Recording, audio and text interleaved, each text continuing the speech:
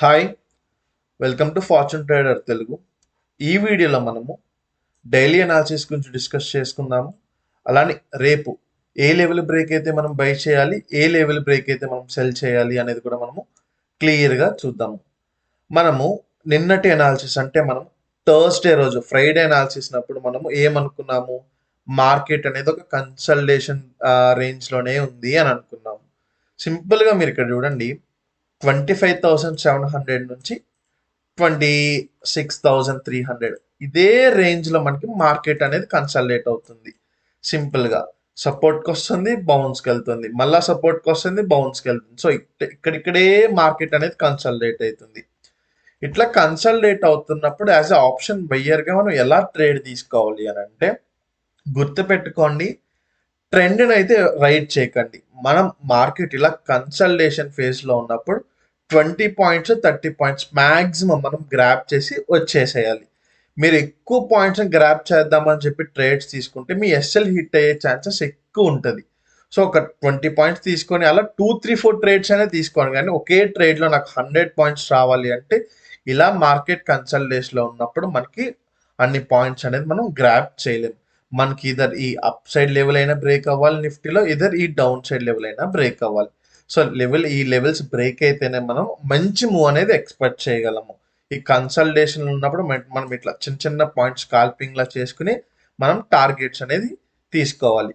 Fine sir, మనము ఇట్లా అర్థమైంది, సపోర్ట్ దగ్గర రెసిస్టెన్స్ దగ్గర ఇక్కడిక్కడే కన్సల్టేట్ అవుతుంది. మరి ఎట్లా ట్రేడ్ చేయాలి సార్ మనము రేపటి మార్కెట్లో అంటే మీరు క్లియర్గా చూడండి.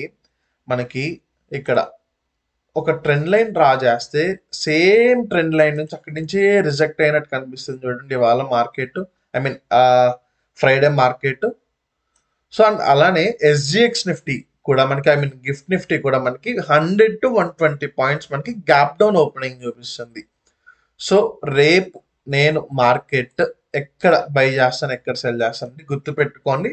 25,700 అనేది మనకి మంచి సపోర్టు, 26,300 అనేది మనకి మంచి రెసిస్టెన్స్.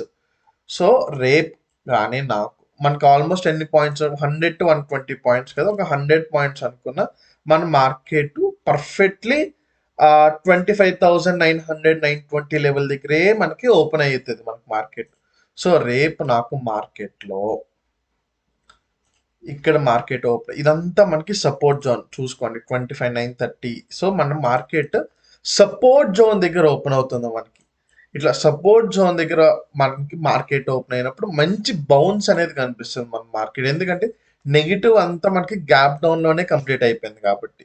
సో రేపు నాకు మార్కెట్ ఇలా గ్యాప్ డౌన్ ఓపెన్ అయ్యి సపోర్ట్ దగ్గర ఓపెన్ అయినప్పుడు నేను వెంటనే ట్రేడ్ కాకుండా నాకు మంచి క్యాండిల్ సస్టైన్ అయ్యే వరకు నేను వెయిట్ చేస్తాను. నాకు సస్టైన్ అయ్యి నాకు అప్ మూవ్ వస్తుంది అన్నప్పుడు నేను పైకి అప్ సైడ్ ట్రేడ్స్ అనేది తీసుకుంటాను. బట్ గుర్తుపెట్టుకొని నాకు ఇక్కడ సస్టైన్ అయ్యి నాకు వ్యూ అనేది కనిపించాలి. సో వ్యూ అనేది కనిపించినప్పుడు మాత్రమే నేను అప్ సైడ్కి ట్రేడ్స్ అనేది తీసుకుంటాను. అండ్ ఇంకొకటి, డౌన్ సైడ్ ట్రేడ్స్ ఎలా తీసుకుంటారు సార్ అంటే, నేను ఈ డౌన్ సైడ్ ఈ జోన్లో అసలు నేను ట్రేడే చేయను. నాకు అసలు ఇక్కడ మంచిగా ట్రేడ్ ఆపర్చునిటీ అనేది దొరకట్లేదు. సో నాకు ఖచ్చితంగా 25,700 కింద నాకు 15 మినిట్స్లో మంచి క్యాండిల్ సస్టైన్ అయ్యి ఆ లో బ్రేక్ అయితేనే ట్రేడ్ తీసుకుంటాను. సో నాకు రేపటి మార్కెట్లో నాకు డౌన్ సైడ్ ట్రేడ్ ఆ లెవెల్ బ్రేక్ అయితేనే మాత్రమే తీసుకుని, ఇక్కడ ఈ జోన్లో ఉంటే నేను తీసుకోను నేను. ఫైన్ సార్, మరి అప్ సైడ్ ట్రేడ్ ఎక్కడ తీసుకుంటారు సార్ అంటే, అప్ సైడ్ ట్రేడ్ వచ్చేసి నాకు 26,060. మీరు ఫ్రైడే రోజు చూస్తే అదే లెవెల్కి వెళ్ళి మొత్తం ఆ డే మొత్తం రిజెక్ట్ అవుతూనే ఉంది. నాకు 26,060 లెవెల్ బ్రేక్ అయితే నేను అప్ సైడ్ ట్రేడ్ అనేది తీసుకుని నేను నా టార్గెట్ 26,160 150 లెవెల్ వరకు పెట్టుకుంటాను. సో రేపు నేను చూస్తున్న లెవెల్స్ ఇక్కడ గ్యాప్ డౌన్ అయ్యి నాకు ఇక్కడ గ్యాప్ కవర్ అయ్యి నాకు మంచి బుల్లిష్ క్యాండిల్ వచ్చి సపోర్ట్స్ నుంచి బౌన్స్ అవుతే నేను అప్ సైడ్ ట్రేడ్ తీసుకుంటాను. నెక్స్ట్ ఈ 26,060 లెవెల్ బ్రేక్ అయినా కూడా నేను అప్ సైడ్ ట్రేడ్ తీసుకుంటాను. డౌన్ సైడ్కి వచ్చేసి నాకు క్లియర్గా ఈ 25,700 candle, I mean down break అయితే మాత్రమే డౌన్ సైడ్ ట్రేడ్ తీసుకుంటాను.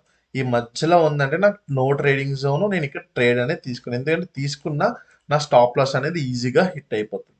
సో ఇవి నేను చూస్తున్న బయింగ్ అండ్ సెల్లింగ్ ట్రేడ్స్ నిఫ్టీలో. సో చాలా జాగ్రత్తగా ట్రేడ్స్ అనేది తీసుకోండి. ఏది పడితే ట్రేడ్ తీసుకుని స్టాప్ లాస్ అయితే హిట్ చేసుకోవద్దు. Let's go to bank Nifty. So bank Nifty కూడా సేమ్ అట్లానే ఉంది. మీరు చూడండి, అదే కన్సల్టేషన్ మోడ్లో ఉంది మనకి. సింపుల్గా 58,800 అనేది మనకి మంచి సపోర్ట్. అట్లానే రెసిస్టెన్స్ వచ్చేసి 60,000. ఏదర్ ఈ లెవెల్ అయినా బ్రేక్ అయితే మనం అప్ సైడ్కి చూస్తాం, ఈ లెవెల్ బ్రేక్ అయితే మనం డౌన్ సైడ్కి చూస్తాం. ఫైన్. మరి మనం బ్యాంక్ నిఫ్టీలో ట్రేడ్ ఎక్కడ తీసుకోవాలి అనుకుంటే, మనం నిఫ్టీ ఏమనుకున్నాం, ఒక 100 పాయింట్స్ గ్యాప్ డౌన్ ఓపెనింగ్ అవుతుంది అనుకుంటాం కదా, as per gift Nifty. So నేను వీడియో రికార్డ్ చేసే టైంకి అప్పుడు మనం బ్యాంక్ నిఫ్టీ కూడా ఒక 200 to 300 మధ్యలోనే మనకి గ్యాప్ డౌన్ ఓపెనింగ్ కూడా జరుగుద్ది. సో నాకు బ్యాంక్ నిఫ్టీ గ్యాప్ డౌన్ అంటే మనకి ఆల్మోస్ట్ 59,400 దగ్గర క్లోజ్ అయింది. సో 250 పాయింట్స్ అంటే ఇక్కడ సేమ్ మనకి బ్యాంక్ నిఫ్టీ కూడా సపోర్ట్స్ దగ్గరే ఓపెన్ అవుతుంది. సో ఇలా ఈ సపోర్ట్ దగ్గరకు వచ్చి నాకు అంటే 59,100 130 లెవెల్ నుంచి నాకు బౌన్స్ అయినా కూడా నేను ఇక్కడ వరకు ట్రేడ్ తీసుకుంటా. 59,300 వరకు నాకు క్లియర్గా డౌన్ సైడ్ కూడా నాకు 58,800 బ్రేక్ అయితేనే నేను డౌన్ సైడ్ ట్రేడ్స్ అనేది తీసుకుంటాను. అది 15 మినిట్స్ క్యాండిల్ సస్టైన్ అవ్వాలి, గుర్తుపెట్టుకోండి. మరి అప్ సైడ్ ట్రేడ్స్ ఎక్కడ తీసుకుంటారు సార్ అంటే, నాకు అప్ సైడ్ ట్రేడ్స్ ఖచ్చితంగా ఈ లెవెల్ అనేది బ్రేక్ అవ్వాలి. ఏ లెవెల్ మనకి ఈ 59,500 లెవెల్. ఈ 500 లెవెల్ బ్రేక్ అయ్యి నాకు క్యాండిల్ సస్టైన్ అవుతేనే నేను ట్రేడ్స్ అనేది అప్ సైడ్ ట్రేడ్ తీసుకుని టార్గెట్ అనేది 59,700 వరకు పెట్టుకుంటాను. సో ఇవి నేను చూస్తున్న బ్యాంక్ నిఫ్టీ ట్రేడ్స్. గుర్తుపెట్టుకొని చాలా చాలా జాగ్రత్తగా ట్రేడ్ చేయండి. సేమ్ ఈ కన్సల్టేషన్ జోన్లో ఉన్నప్పుడు మనము ఎక్కువ పాయింట్స్ని గ్రాప్ చేయలేము. మనం ఒక 20 పాయింట్స్ 30 పాయింట్స్ మాక్సిమం గ్రాప్ చేసుకుని వచ్చేయాలి. ట్రెండ్ని అయితే రైడ్ చేయకండి. మనకి డౌన్ సైడ్ కానీ అప్ సైడ్ లెవెల్స్ బ్రేక్ అయితేనే మనము ట్రెండ్ని మనం రైడ్ చేయడానికి కుదురుతుంది.